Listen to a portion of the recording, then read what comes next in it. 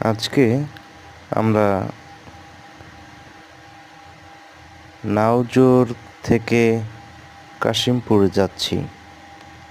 তাই নাওজোর থেকে 10 টাকা দিয়ে অটো দিয়ে ভাঙ্গা ব্রিজ এলাকাতে প্রবেশ করলাম।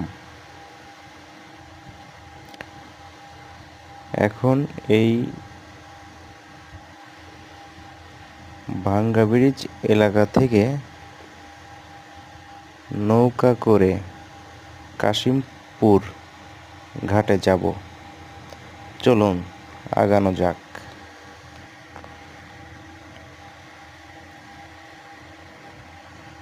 ওই সামনেই দেখা যাচ্ছে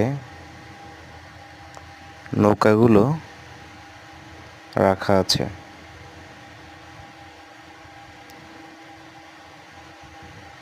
এখান দিয়ে দিনে হাজার হাজার মানুষ চলাচল করে। যারা কাশিমপুর বা জিরানি এদিকে থাকে তারা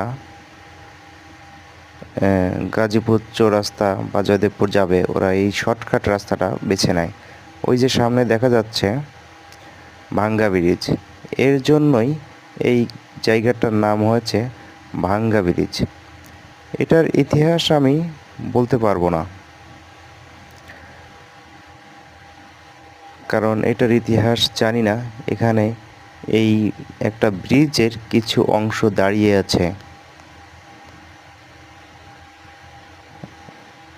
আমি বিগত 2 বছর ধরে দেখছি এমনটাই। এটার কারণে এই জায়গাটা ভাঙ্গা ব্রিজ হয়েছে। এইখান থেকে যদি এই ভাঙ্গা ব্রিজের কাছ দিয়ে রাস্তা হয়ে যায়, একটা ব্রিজ হয়, সামনে আবার হেঁটে যাওয়ার রাস্তা আছে সামনে, তারপরে কাশিমপুর বাজার। সে কাশিমপুর বাজারে ওখানে আর একটা ব্রিজ হলে পরেই কিন্তু জয়দেবপুর থেকে নাওজোর হয়ে কাশিমপুর সোজা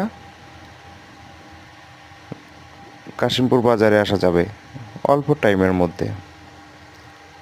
আমি কিছুক্ষণের মধ্যেই একটি নৌকা ট্রলারে উঠব। এই নৌকা ট্রলারটি এই বিলের মধ্যে দিয়ে এখন নদী হয়ে কাশিমপুর